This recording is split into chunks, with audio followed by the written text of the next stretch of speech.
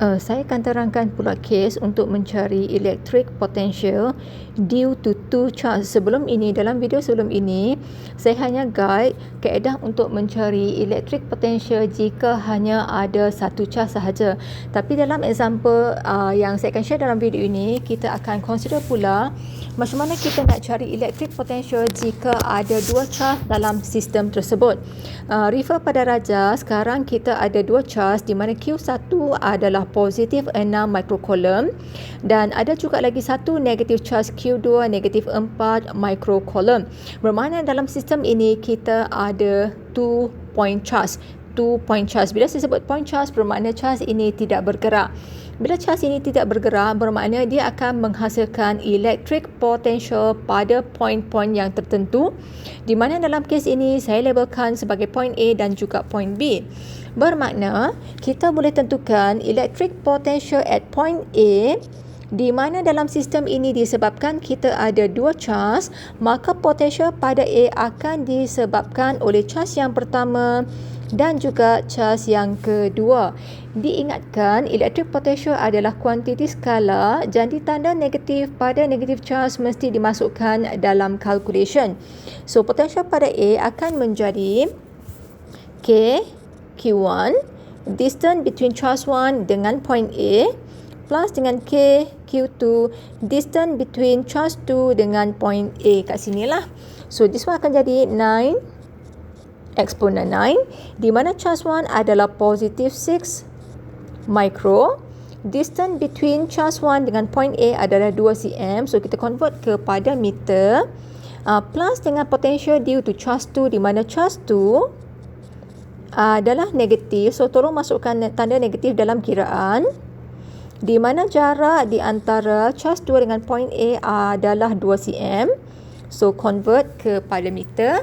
So, calculation ini kita akan dapat, awak tolong double check saya punya kiraan, harapnya betul. Saya akan dapat 9 exponent 5 volt. Bermakna pada point A, potential adalah bersifat positif. So, potential pada point A bersifat positif. So, sekarang kita tengok pula pada point B. Disebabkan dalam sistem ini ada 2 point charge, jadi potential pada B juga akan disebabkan oleh charge 1 dan juga charge 2, sebab sistem ini ada dua charge. So, potential at point B will be VB due to charge 1 plus VB due to charge 2. So, KQ1 R1 plus KQ2 R2. So, K9 exponent 9. Q1 adalah 6 micro. Dalam rajah tu, charge 1 dengan titik B jaraknya adalah 3 tambah 2 tambah 2, so akan jadi 7 cm. So 0.07. Constant K9 exponent 9. Charge negatif kita mesti consider tanda negatif masa kiraan. Then jarak akan jadi 0.03. So sekarang potential di kawasan ini akan bersifat negatif. So, dalam kiraan akan dapat negatif 4.29 exponent 5 volt. So, ini adalah jika soalan minta kita tentukan potential at point due to charge. Potential at point due to charge. So, in case ada contoh yang lain pula, kalau contoh dalam example yang lain ada sampai 3 charge, jika ada sampai 3 charge, bermakna awak kena ulang lah. VA will be due to charge 1, due to charge 2, due to charge 3. Kalau ada 4 charge, kenalah consider ke semua charge. So, ini adalah general idea untuk awak menentukan electric potential at point due to charge. Bermakna awak kena tengok dalam sistem itu ada berapa charge. So, sekarang kita settle untuk bahagian tentukan electric potential at point due to the charge in the system. Kebiasaannya selepas kita dah tentukan electric potential, kebiasaannya soalan seterusnya akan minta kita tentukan work done. Work done untuk bring satu test charge daripada one point to another point. So, katakan dalam kes ini, saya nak gerakkan charge negatif. Katakan value charge negatif adalah negatif 2 microcoulomb. Okey, saya nak gerakkan satu charge negatif 2 microcoulomb daripada point B ke point A. Saya nak gerakkan satu negative charge which is value given negative 2 microcoulomb from B to A. From B to A. So B ini akan menjadi initial, A akan menjadi final, which is kita tahu bahawa general equations untuk work done W adalah Q0, di mana V ini akan jadi V final minus V initial. So kalau tengok soalan tadi, dia akan jadi Q0, di mana final dia adalah A, initial adalah B. Okay. So sekarang kita tengok charge negatif tengok rajah ke atas tu. Sekarang charge kita adalah negatif.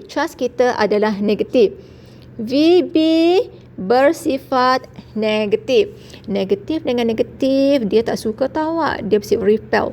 Dan tengok pula sini, charge negatif ni awak nak gerakkan kepada point A, di mana VA tadi kita dapat positif. Dan kita tahu bahawa positif dengan negatif dia bersifat attract. Jadi secara general work ini akan dilakukan oleh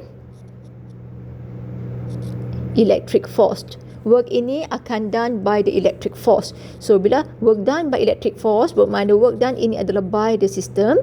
So secara general kita tahu dah nilai dia akan dapat negatif. Secara general kita akan tahu bahawa dapat negatif. Kenapa?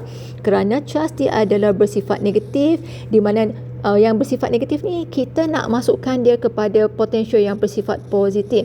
So positif dengan negatif bersifat attract. So dia mudah nak gerak daripada B ke A. So bila dia mudah nak bergerak B ke A tanpa paksaan, bermakna kita tahu bahawa work ini done by the electric force. So work done by the system, di mana kiraan kita akan dapat nilai negatif.